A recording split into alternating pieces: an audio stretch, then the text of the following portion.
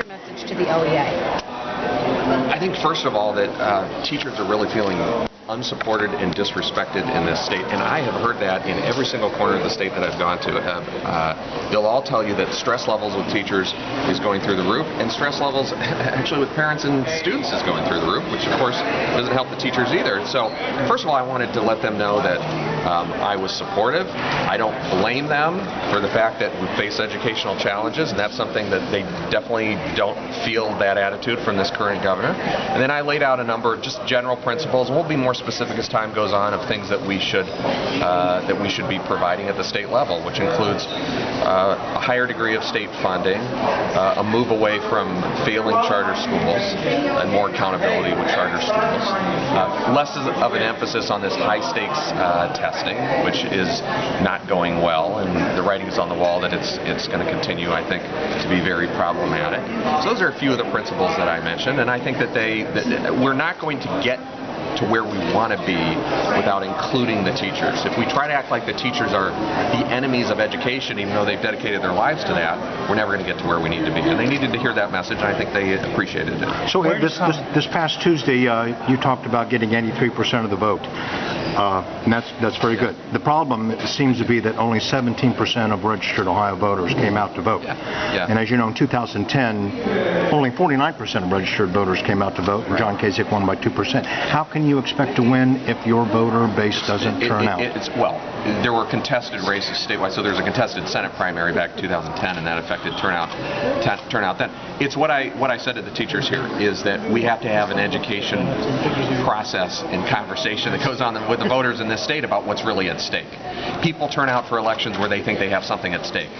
And we have a lot of issues where I think we can make a very compelling case that whether it's cuts to education or 50% of the cuts to the local government fund or everybody's sales taxes going up, there's a lot of issues, or the fact that half the state is still living paycheck to paycheck. There's a lot of compelling issues, and we've got to make that. We've got 6 months to convince people that it's in their best interest to vote. I understand. Where does Common Core fit into your policies, or does it?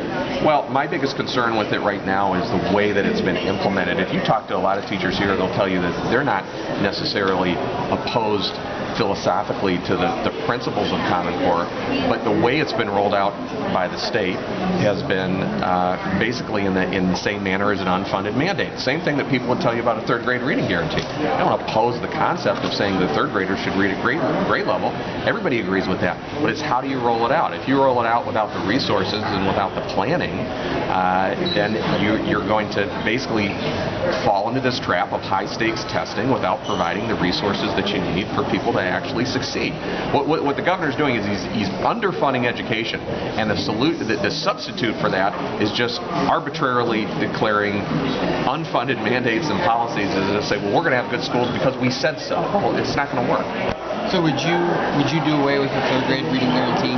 Well, what I called on today was a moratorium for this year of the consequences, because almost any teacher in this room that is in an elementary school classroom will tell you that they weren't given the resources or the time to fully phase it in a way that's fair either to the students or their parents, and to just give basically an ultimatum to a child to say, if you don't pass this test, we're going to pull you out of class and you're not going to be with your peer group anymore, is I think very unwise. So I think right now the governor ought to admit that they didn't do their homework on this, they didn't do the background work with this, they didn't lay the foundation for it.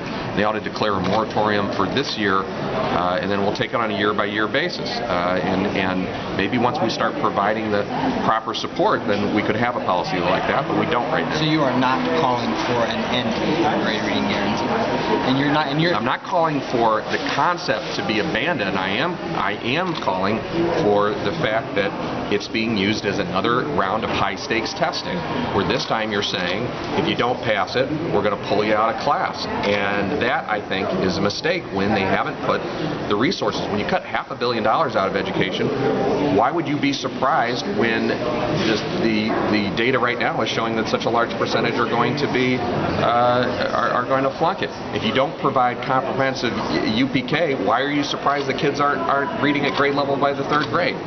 It's very predictable. So where would this funding come from? Because the state share of funding has been increasing over the last couple of years.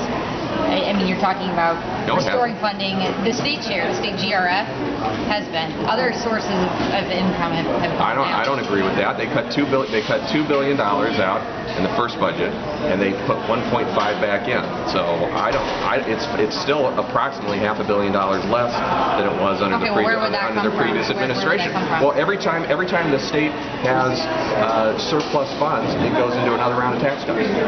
So it isn't as if everybody has been called upon to sacrifice equally. Some segments of our budget have taken cuts, like education, and some folks have gotten enormous tax cuts. So it's all what your budgetary priorities are. And as I said before, to me, my two biggest budgetary priorities are trying to use whatever excess funds we either have through tax collection or through making government more efficient to restore the local government fund and restore these cuts in education. And there's also some, I believe, and we'll be talking about this more next week, I think that there's some possibilities to actually expand things, especially on the early childhood education portion of things, but we're going to talk about that next week. So you disagree? So you disagree with the notion that funding for schools was impacted in part by disappearance of federal funds, one-time? No, I didn't say that. You just told Jackie No, that. what I'm talking about is the way that it is, that Governor Kasich tries to explain it, Joe, is that he's actually spending more money on education than he used to because he's trying to make us forget the first $2 billion cut. So it depends the way that you phrase it. But if you're going to take $2 billion out and then put 1.5 back in, that isn't a net increase, but you can find that there's times where the governor's staff says, well, we're spending more money on education. And as I understood your question, if you're talking about is the state spending more, the answer is no. The state is spending less. And some of those funds went to subsidize tax increase for the wealthiest people in the state. And I think that's misplaced priority. So Ed, have you watched Governor Kasich's 3 advertisements, and do you think that scrubbing the Republican brand is fair or misleading? I actually have. Ed, we're going this way. Yeah, going this way? Thanks.